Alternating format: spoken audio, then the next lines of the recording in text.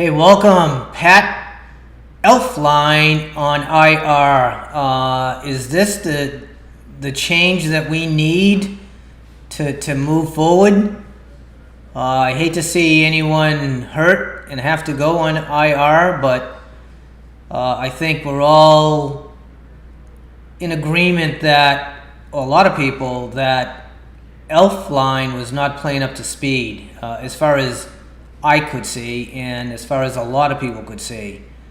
He looked to me to be the weakest link in our offensive line. And so could this move get us going again? Can we become a dominant offensive line instead of a weak offensive line, because you're only as good as your weakest link? And for a long time, it looked like Elflein was just not getting the job done. So this was kind of bad news, good news. Again, bad news is he's hurt and he has to go on IR. That's never a good thing. But good news is now someone like a Drew Semia. I can't pronounce his name, or I can't remember his name, but it's something close like to that.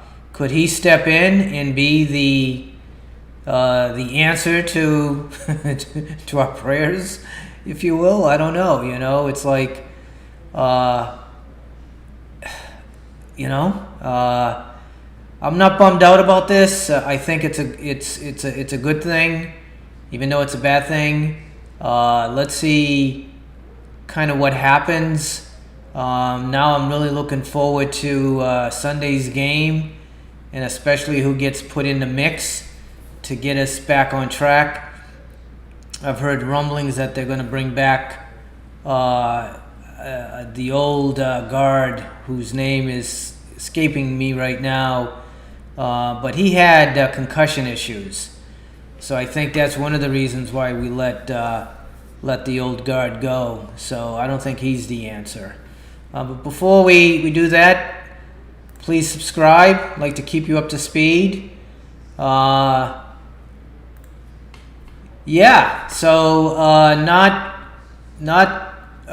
again, not good news, but not bad news either, if that makes any sense. It's like I think Elflein was just not getting the job done. So it's time to look for someone new, and maybe this was a way to get it done. Evidently, as reported by Pelissero, that it was a thumb injury that caused him to go on IR, which is kind of lame, but I guess an injury is an injury. So let's see what happens there.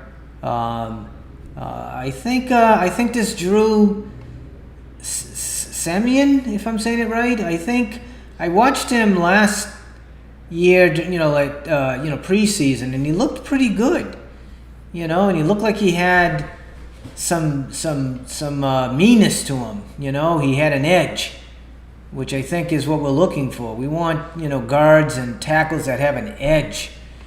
And I guess the other option is to bring Ezra Cleveland in and put him in maybe left guard, and move Dakota to right guard, where Dakota played last year. And maybe that's the way to go as well. So it's hard to say. But I think overall this is a bad thing that's going to be a good thing for the Vikings. I do predict that we're going to win Sunday's game. Certainly, as everyone probably feels, it's a game we better win. We certainly don't want to start the season 0-2. That's not going to feel very good, considering the team that we have. It's not like we're in a rebuilding year. It's sort of, we're still basically the same team we were last year, minus a few players, but we have additions to take care of the few players that we lost, minus the big belly nose tackle that we lost this year to COVID. He opted out, which certainly understandable, but that was a big piece to this defensive puzzle that kind of hurts a little bit, and we saw that against the Packers. But people got to step up. We got to play better. It doesn't look like Cameron Dantzler is going to play. He's already on the injury report. He's got rib issues. Hope he's okay. I think he did okay last game. I mean, he did get beat for that long touchdown, but it wasn't like last year when Rhodes was getting beat by 10 yards or 5 yards or sometimes 15 yards. Dantzler got beat by a really good throw. I mean, he was right there. It could have easily been, knocked away or, ripped out of that receiver's hand. So he was in a position to make a play. He just didn't make the play. But he was right there, and that's promising. So let's see how it goes. I want to wish Elflein good luck. I don't think he's coming back after this IR stint. I think whoever goes into play is gonna be a huge upgrade, and for Elflein to take the job back would be almost a miracle. And was this an excuse to get rid of him, or what do you think? It's like every time we our backs against the wall, they make the moves that we knew they should have made a while ago. Like Elflein should have never been in a starting rotation anyways, in my opinion. So let's see how it goes. Let's wish the Vikes a great game on Sunday. And one other thing I want to mention is I want to play a game called Know Your Viking Football, and it's based on a Jeopardy type game where I need 2 players. You can Skype in, and what I'll do is for each of the categories there'll be 5 different sets of points that you can get, and I'll ask questions regarding the Vikings, the 60s and 70s, the 80s, the 90s, the 2000s, and playoffs and Super Bowl. And whoever gets the most points and wins will continue on, and we'll find another player until we get to the end. And whoever is the winner will get some kind of a prize, which I haven't determined what that will be. But the bottom line is it's a fun way to see if you have Viking knowledge. A lot of fans think they know their Vikings. Here's a great opportunity to see if you do.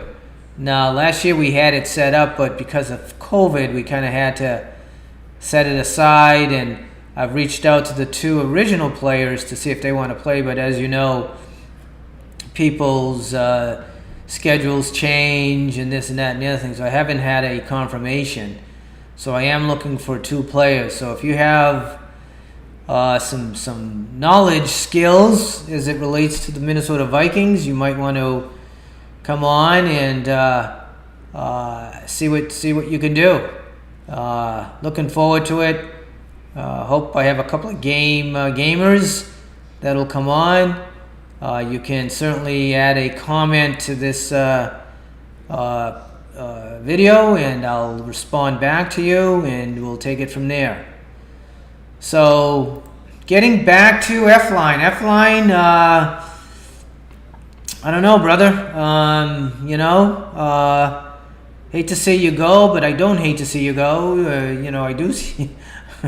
I think it's a good thing. I don't know what else to say. I don't want to sound like I'm insensitive or anything like that to someone getting injured, but this could be a huge blessing in disguise for all of us. Great to be back. Great. We have football back. We did have one positive COVID from the Chiefs Monday night game, not the Monday night game, but the season opening game. So, but one isn't too bad, I think. If it was a lot more, I think we'd be a little bit more concerned. But one, I mean, he could have got it anywhere. I think it's a he. So let's see how it turns out. So let's finish with a great Skol chant. Give me a Skol, Skol, Skol.